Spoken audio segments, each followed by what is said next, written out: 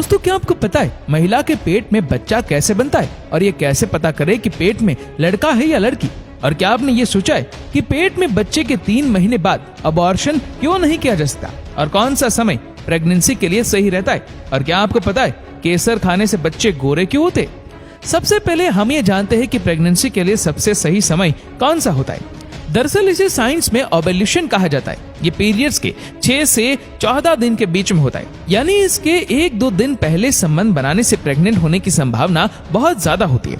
इस समय स्पर्म के मिलने से फर्टिलाइजेशन के चांसेस बहुत ज्यादा होते हैं। इसके 5 से 6 दिन बाद ही वो सत्ता पर जाकर चिपक जाता है, जिसे इम्प्लांटेशन कहा जाता है। अब बात करते हैं कि महिला को ये कैसे पता चलेगा कि वो प्रेग्नेंट है।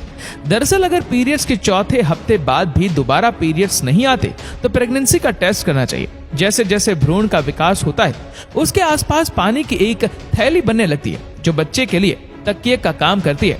इसके बाद एक ऑर्गन बनने लगता है जो माँ और बेबी को आपस में जोड़ने का काम करता है, जिससे माँ के सभी न्यूट्रिएंट्स बेबी को मिलने लगते हैं। पहले महीने में बेबी का चेहरा आकार लेने लगता है और इस दौरान मुंह, आंखें और गला भी बनने लगता है। साथ ही में ब्लड की नस बनने शुरू हो जाती है और साथ ही बेबी के अंदर ब्लड फ्लो शुरू हो जाता है।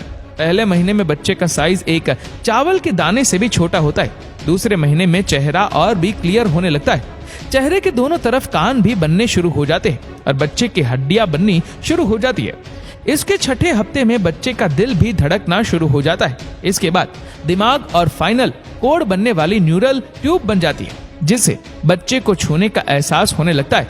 इस मंथ के अंत तक बेबी का वजन 1 ग्राम का हो जाता है और इसके बाद 9 में से 13वां हफ्ता बेबी की ग्रोथ के लिए बहुत जरूरी होता है। इस समय तक बच्चे के हाथ, पैर, उंगलियां पूरी तरह से बन चुकी होती है।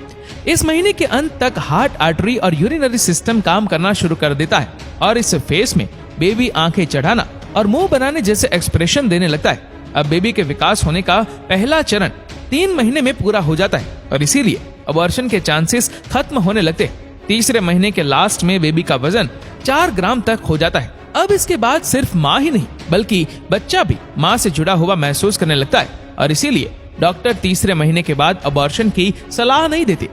अब बेबी सर घुमाना और अंगूठा चूसना शुरू कर देता है। यही वो फेस है जब डॉक्टर बच्चे की धड़कन सुन सकते हैं और डॉक्टर आपको डिलीवरी की तारीख दे देते हैं। इस समय बच्चे का वजन करीब 100 ग्राम तक हो जाता है। 5वें महीने में सर के बाल बनने शुरू हो जाते हैं। इसके अलावा बेबी के सर पर एक वैक्स की कोटिंग होती है जो जन्म के समय जड़ जाती है। अब बच्चे का वजन 300 ग्राम का हो चुका होता है। 6ठे महीने में बेबी का रंग लाल हो जाता है, जिसमें से अल्ट्रिस्ट दिखाई देती है। अब बेबी के महसूस करने की क्षमता बढ़ जाती है और वो किसी भी आवाज को महसूस कर सकता है और इसीलिए माँ को सलाह दी जाती है कि वो अच्छा म्यूजिक सुने और तेज आवाज में कहानियां पढ़े। अब 7वें महीने में बच्चे में फैट बढ़ने शुरू हो जाती है और बेबी लाइट पर भी रिएक्शन देने लगता है और बेबी की मूवमेंट भी बढ़ जाती है।